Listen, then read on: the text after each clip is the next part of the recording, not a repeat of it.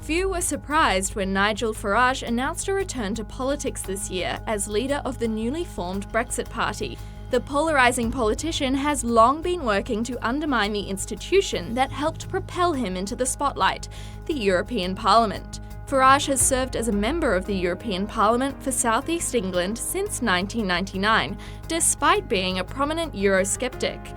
He left a career as a commodities trader for politics after the Conservative Party signed the Maastricht Treaty, furthering the UK's political and economic integration with the EU. Farage was the longest-serving leader of the UK Independence Party, a party founded on the single issue of taking the UK out of the EU.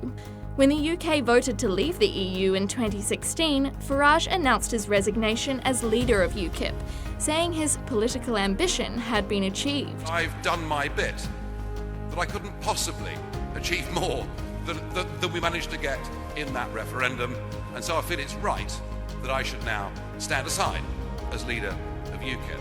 In 2018, after 25 years as a member of UKIP, he resigned from the party altogether over its association with far-right figures and an increasingly anti-Islam message. Shortly after leaving UKIP, Farage confirmed he would stand as a candidate for the Brexit Party in the European Parliament elections.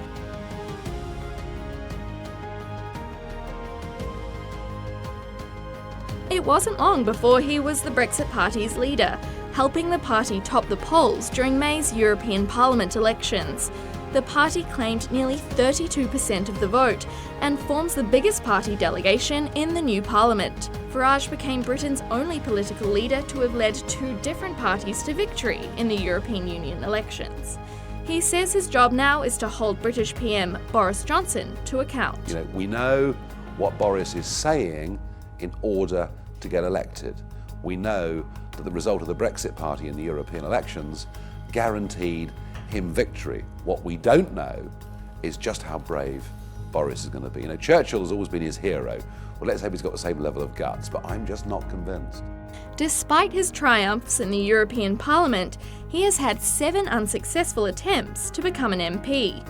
His failure to win a seat at Westminster could be linked to his past controversies, having been accused of scaremongering and xenophobia.